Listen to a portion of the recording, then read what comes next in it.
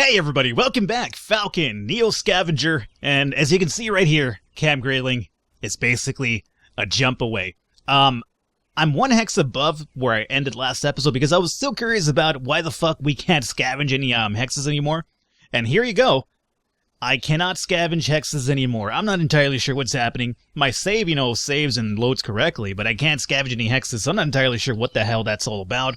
I'm worried, but, I'm not sure how we're going to do it past Camp Grayling, assuming we get past Grayling, but Grayling, I should say, but I'm not sure how we're going to continue, surviving beyond Camp Grayling, because I can't really scavenge stuff anymore. So either way, this is going to be my last recording of the day. I recorded the last 3 episodes in one batch, so just keep that in mind in case you've been leaving any sort of tips.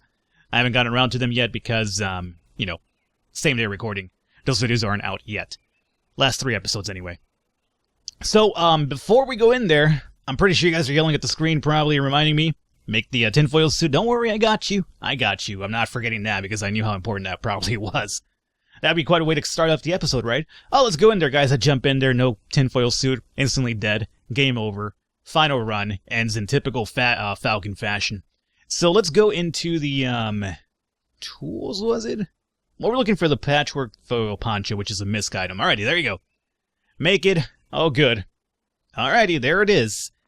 Now, do you just go over... You go over my armor, huh? So I can't have the armor on. That's interesting. Well, the armor's actually really fucking important. This guy looks so fucking terrifying with this mask on. It just goes over... Look at this. It looks out of place. I look like some weird Yeti. Alrighty. Foil armor. Let's have you hang out over here. All this extra string could just probably hang out over here. Okay. An extra bottle of water, sure. Hang out right there. Alrighty, here it is, do or die. Let's see if we make the right choices. If not, then so be it. Camp Grayling, boom. Alrighty, let's get this shit going on. The road on which you walk is a vanishing one. Besieged by dirt and grass, cracked concrete leads you through parted woods of pine and aspen, while dense, ghost-white mist whirls in and out of an earthen darkness. The air bites colder here. A flagpole emerges from the gray canvas before you, flying no flag at its peak. You soon reach a great wall made of lines of Jersey barriers defending a tall and sturdy gate, fortified by the wreckage of cars that once rammed the barricade. It seems that at one point, quite a few people became desperate to return to the base. You find their bones right where they left them. To one side, a derelict sign reads, Camp Grayling. The main gates of the military base are a daunting sight to behold, heavy with purpose and impregnability. We'll see about that. While there's no shortage of perches for climbing, the sheer number of variety of corpses heaped between the double barricades suggests that breaking into Camp Grayling won't be that easy. A fine mesh fence continues through the woods on either side of the gates, just clearing the tree line. To your right, the fence skirts a path that leads down to a body of water. To your left, it runs deep into the dark forest, foreboding and beckoning at the same time. Alrighty, so, we have a few options here. Take the left path into the forest, take the path in towards the lake. I don't know which one. I guess we'll do the lake? Yeah, we'll do the lake. The path opens up to a pitch-black ocean, silent and still under a curtain of fog curling on its surface. Something about this place, with all the time you spent in the wilderness, nothing has ever been so utterly devoid of sound. An abyss within the waters draws you in the longer you stare into it, and you can't shake the feeling that something is watching you back. The base's fence line allows the shortage tightly. There's no easy way through here. You feel a chill as you turn away and head back to the main gates. It's only then that you notice the sign eaten by underneath. Lake Margaret, this way. You politely disagree. Alright, so we're back over here. That was nothing, huh? Alright, so we'll get the forest path then. Walking between a dense spread of trees and the electrified fence, you look for a place where you might climb and leap over. But it's as if the forest knows where Grayling's boundaries are, fearful of disobeying. Deep within Camp Grayling, eerie lights weave through the fog, punctuated by an occasional sound that's as much vaguely machine-like as it is animalistic. Soon you see it. 3 gigantic spear-like structures dotted with lights along the tops. Something dark crosses your view. You look down, a look of horror hangs on, wide-eyed, rotting face of a woman caught on the other side of the fence as if it was trying to flee. The back of her head, neck, and arms are all charred to the bone. Which is probably this over here. That's terrible. Kind of reminds me of Terminator 2. The Judgment Day premonition that Sarah Connor has. Either way. You see a handful of bodies along the inner grounds, every inch of their skin facing towards the base and is burnt to hell. Beyond them, you see antennae-mounted pylons wordlessly gloating over their likely handiwork, daring you to come. Further ahead, the end of the fence line turns inward, just before a vast and vile-looking swamp. Even the woods don't dare to venture in, and you'd be a sitting duck trying to wade through it. Luckily, you may not have to. You found several places where the electrified mesh fence is partially cut. Any amount of prolonged contact would be pure agony, but with the right tool and every inch in your threshold for pain, you might just get through, and that's left for the choosing. So, you have a few options here. We could look into the base grounds with this bad boy, we could cut through one of the spots with this, we could just leave altogether, explore the outside of the fence, or access your things. Well, I assume we probably use this, but let me use this and just kind of reconnaissance a little bit more, if we can. The pylons you see farming a perimeter beyond the fences are much clearer now. However, that doesn't help in identifying them. They almost look like radar towers, but they aren't moving. 3 white orb-like structures dwarf several buildings in the foreground. A small shed, an aircraft control tower, an enormous hangar, and a barracks. Beyond that, long runways stretch between even more hangars. If you catch a glimpse of what they likely hold, unmanned aerial vehicles, a couple of small, sleek drones sit here and there. Some crash, others relegated to the mercy of elements. The rest, you'd guess, likely sit safely inside. There's not a living soul inside. The dead, however, are readily available for company. Okay, so we have a few places that we kind of reconnaissance through there. Let's go ahead and cut through. With everything you've been through, the first few cuts through the electrified fence mesh chip off a little of your resolve. But after 10, 20, 30, it becomes difficult to ignore the vicious tingling, the spread tingling, a sting. The sensation of skin pulling and twisting against itself. You sweat with anticipation before each cut and pause for relief after. The simple task of cutting a few wires has grown into an increasingly gargantuan task. Eventually, after a grueling test of your resolve, you decide that's it, that's good enough. A few kicks and the fence folds over. As the fence opens, you feel areas of white-hot pain intermittently as you recoil. The sensation disappears when you move from the opening, and soon you discover that the pain seems to come off from within the facility. Fortunately, after some tentative testing, it appears a tire mostly shields you from it, and that's our tinfoil. Otherwise, without the tinfoil, I guess that would be game over right there. Alrighty, so luckily for us, that's good. Check my things. Let's enter Camp Grayling using the foil. Getting through the fence and around the base is going to be hard enough with your hands free, let alone with a cumbersome vehicle. You're going to have to leave the vehicle outside the fence. Oh, no. Okay, well, that's unfortunate. So, check my things, I guess? You rummage through your things and for anything that might help. So, vehicle has to stay behind. Jeez. Okay, is there anything over here that I would probably need inside? What if I get fucked up? Like, could I probably use this to heal up? I imagine let's take this with me. And nothing here. And probably the tool. So, let's come up here really quickly. And what we're going to do is, man, oh man. All right, I probably won't need the alcohol to get fucked up in there. Although that's my swan song. If anything goes wrong, I'll just drink that. But let's put the nanobot machine right through here. And we're also going to need that.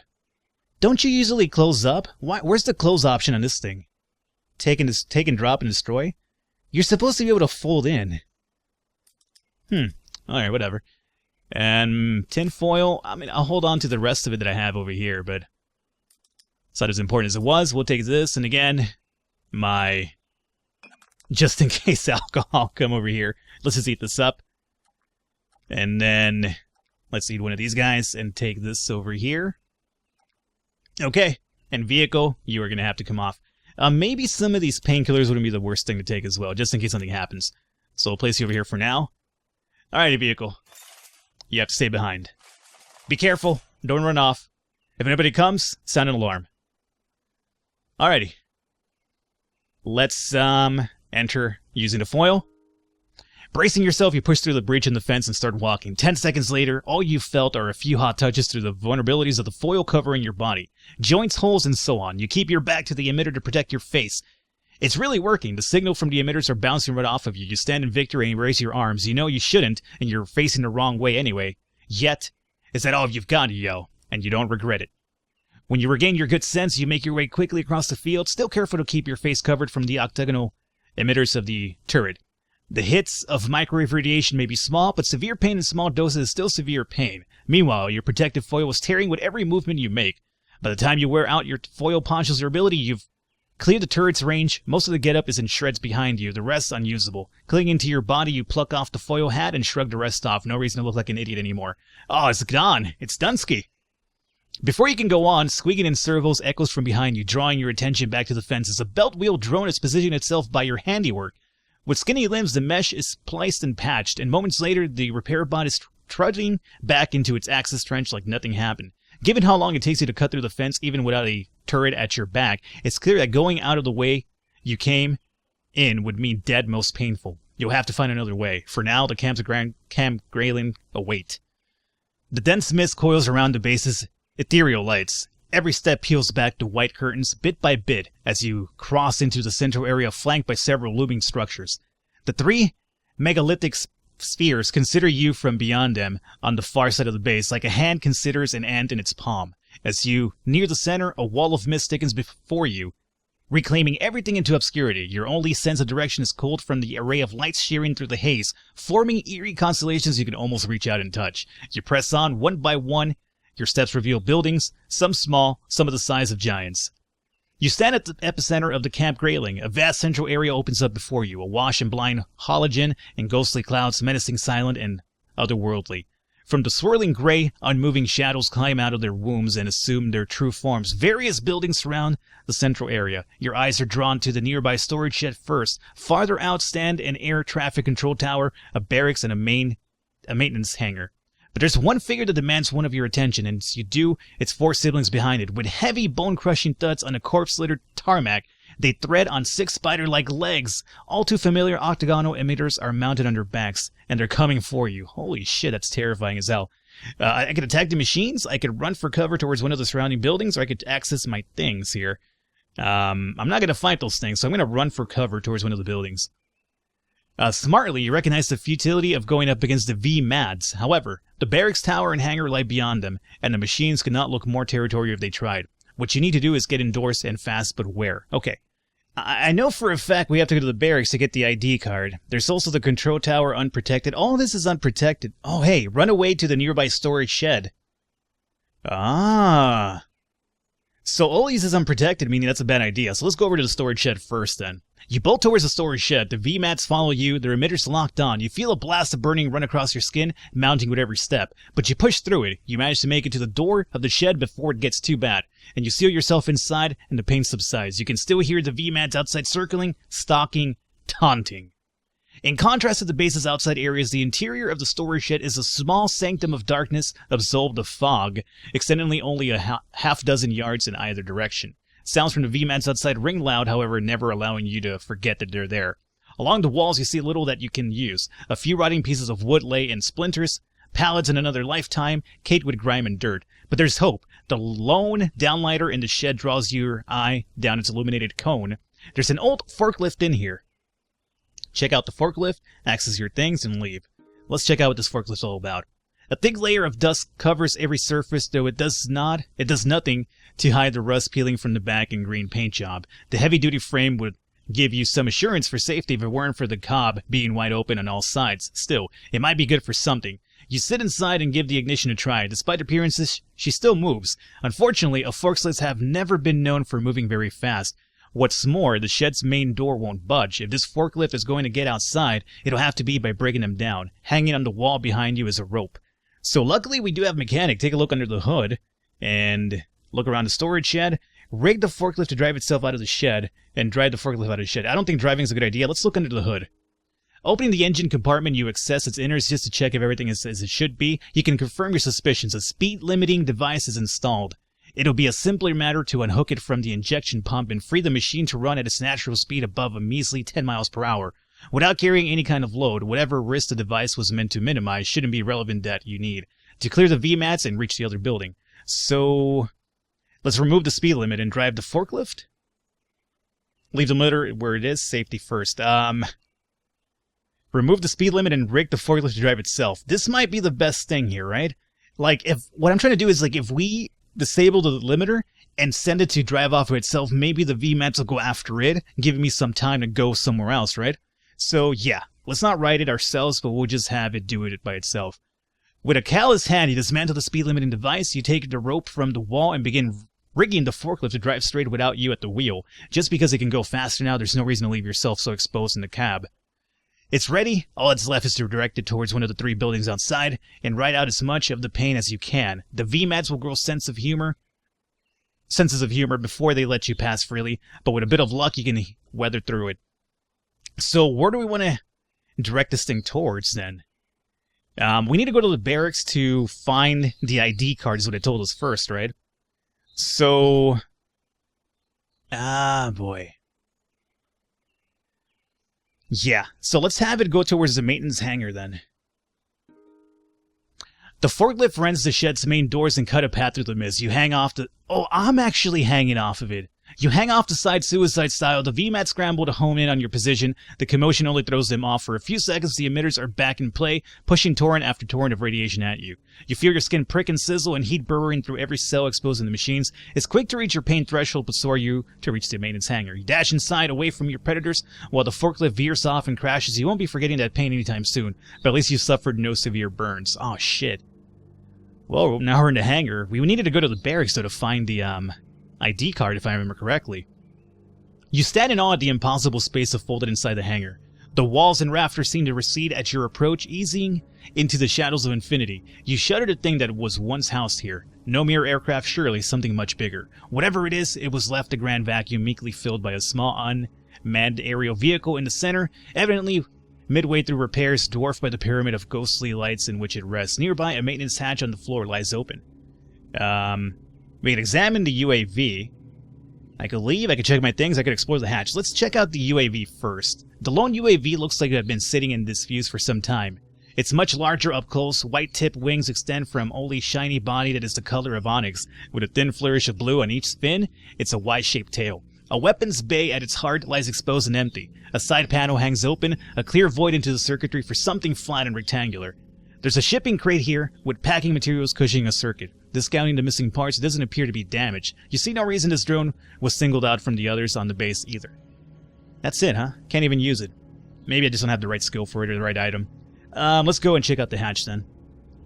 Tiny green maintenance lights lead your eyes into the earth, down a tight crawlspace beneath the hatch. A rush of air drifts upward, smelling of silicone and copper, of thermoplastics and tin, and of beginning and ends. You see nowhere else to go but into darkness. You carefully ease yourself down, catching one last glimpse of the surface, in case it is your last. And we're going to climb down over here. The concrete tunnel grows intent with sealing you in, tightening its grips around you with each rung you descend. You lose count of how many times your knees and elbows scrape against the sides. You reach a point where neither up nor down seem to have an end. And you're convinced you've found yourself into a new kind of hell. But like so many times before, you press on. There is too much at stake. You lower your foot expecting to find more ladder, but it's floor that meets your expectations. The air feels entirely different, this deep down warmer, more arid. You step off the rungs expecting a whole other world. You walk forward and blue-white lights rise like an ancient tide. Its concentric rings around you, rows upon rows of 6 feet high. CPUs extend as far out as the hangar above. You hear the endless exhale of vents and internal fans. The LED lights cycle and flicker and stare. In front of you, a path leads straight down to a curved desk with a raised platform, immaculately crafted and beholding only to the great black mirror before it. You sit yourself in a black leather chair, in reach of a sleek-looking keyboard anchored to the desk center. The giant monitor looms ahead. Against its onyx abyss, pale white text blares. An unintelligible sequence, a jitter wipes all of it away until, letter by letter, a single word takes its place. Black-white. Black-white online, a voice says. At the bottom of the screen, the outline of a thin rectangle stretches across. Pixels of white start to fill its inner void left to right with the slowness of nightfall. Submit credentials remain active. Unsealed are 1.16 exabytes of data. What will user submit review? The base's artificial intelligence, black-white, idles while a blinking cursor beckons for a command. The keyboard on the desk shimmers and the screens dim low. Everything you've come across in your journey through Michigan floods your mind. Every question, every puzzle, every mystery. Along with the monitor's lower edge, the status bar steadily continues to fill. You may not get all your answers. Oh, wow. So we could ask it things now. Holy shit. So I could only ask it a few things though, huh? Wow. Okay. So here's what we do. We're going to call it an episode. Tune in next episode, guys. We'll find out the answers to NEO Scavenger. I will catch you then.